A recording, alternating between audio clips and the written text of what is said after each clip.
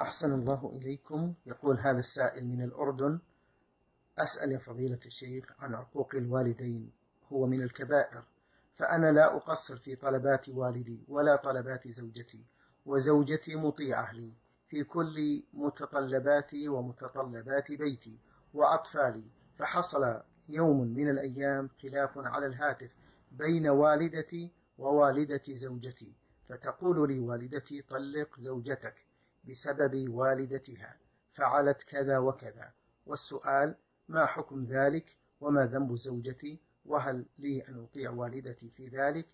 لا شك أن بر الوالدين واجب، وأن عقوقهما محرم، بل من كبائر الذنوب. فقد ثبت عن النبي صلى الله عليه وسلم من حديث أبي بكرة أن النبي صلى الله عليه وسلم قال: ألا أنبئكم بأكبر الكبائر؟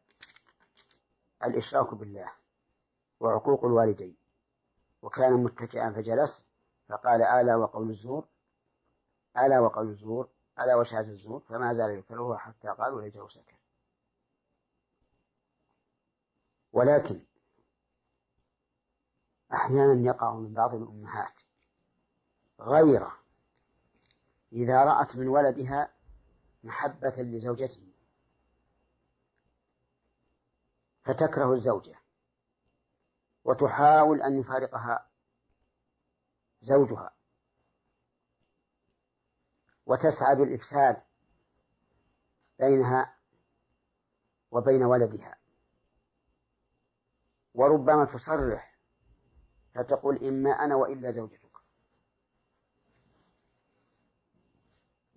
في هذه الحال لا يلزم الزوج إذا أمرته أمه أن يطلق زوجته، لا يلزمه أن يطلقها، بل له أن يقول: يا أمي هذه زوجتي ما أستطيع أن أطلقها، وأن يداري أمه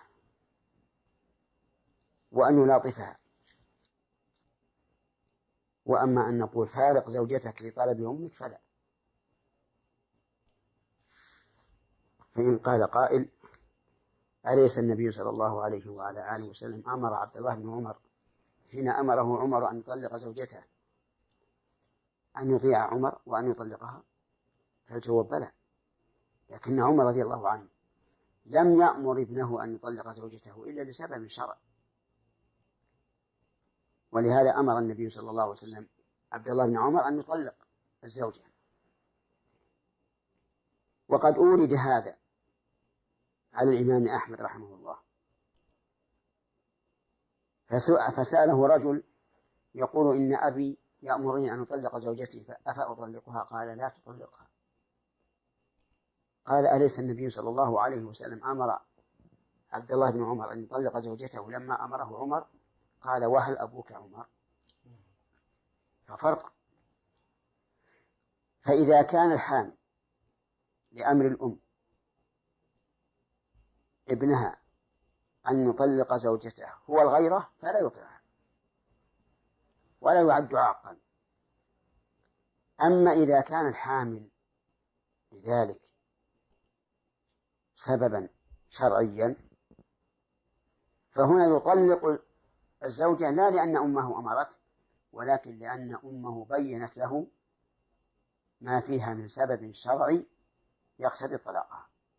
وفي هذه الحال له أن يتحرى، أي للزوج أن يتحرى هل أمه متأكدة أو غير متأكدة،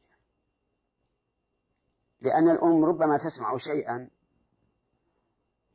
ومن شدة شفقتها على الابن تظن أن هذا الشيء يوجب أن الابن يطلق الزوجة، وليس كذلك. فهنا يتأكد وينظر ما هو السبب.